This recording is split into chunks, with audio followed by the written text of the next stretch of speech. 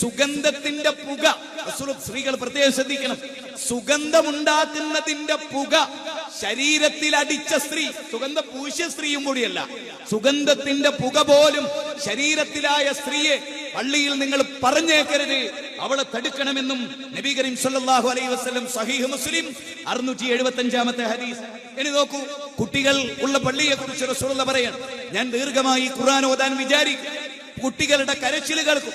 സ്ത്രീകൾ പള്ളിയിൽ പങ്കെടുത്തോണ്ട് ആ കുട്ടികളെ കരച്ചിൽ കേൾക്കുന്നത് മനസ്സിലായോ? പള്ളിയിൽ സ്ത്രീകൾ, കുട്ടികൾ, ആ കുട്ടികളുടെ കരച്ചിൽ കേൾക്കുമ്പോ ഞാൻ ഖുർആൻ ചുരുക്കും. 666-ാമത്തെ വചനം സഹീഹ് ബുഖാരി. ആലോചിച്ചു നോക്കൂ, ഈ വിഷയങ്ങൾ ചർച്ച ചെയ്യുന്നിടത്ത് കാണാം.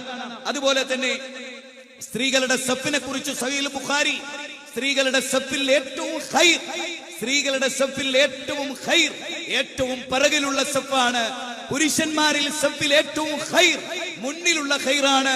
പുരുഷന്മാരിൽ സഫിൽ ഏറ്റവും ഷർറ് പിന്നിലുള്ളതാണ്. കാരണം പിന്നിലെ സഫ് ഷർറാകാനുള്ള കാരണം അതിനോട് ചേർന്ന് മറയില്ലാതെ സ്ത്രീകൾ നിൽക്കുന്നു എന്നതാണെന്ന് ചിന്തിക്കാൻ അതിബുദ്ധിയുടെ ആവശ്യമില്ല.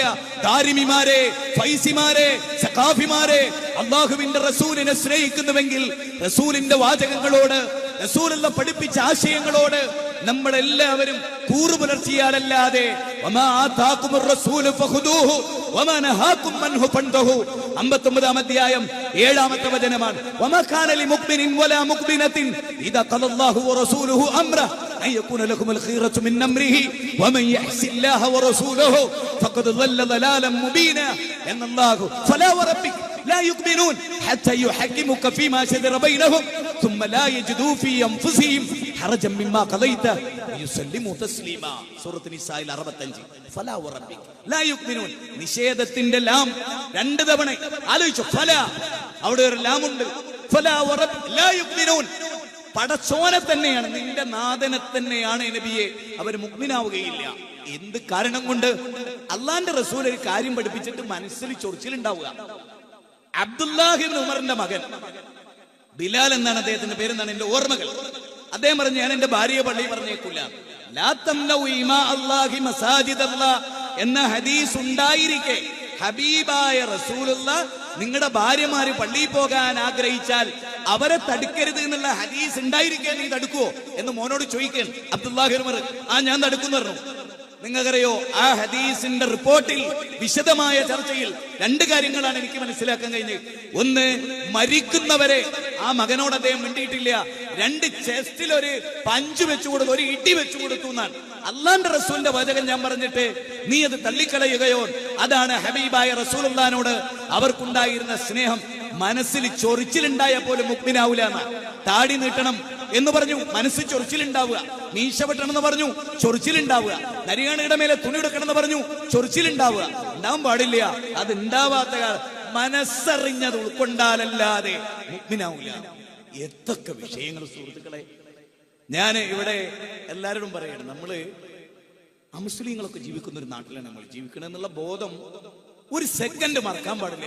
നമ്മൾ ഈ നാട്ടിലാണെന്നുള്ള ബോധം അത് മറന്നിട്ടുണ്ട് ഒരുപാട് കാലം. പലരും പല കാരണങ്ങളാണ്. മനുഷ്യൻ കുറെയൊക്കെ പഠിക്കുക, പക്വത സ്വീകരിക്കുക, കാര്യങ്ങൾ മനസ്സിലാക്കുക, ഉൾക്കൊള്ളുക, തിരുത്തുക. വലം യുസിറു അലാ മാ ഫഅലു വഹും യഅലമൂൻ. അറിഞ്ഞുകൊണ്ട് തെറ്റിൽ ഉറച്ചു നിൽക്കുന്നവരല്ല വിശ്വാസി.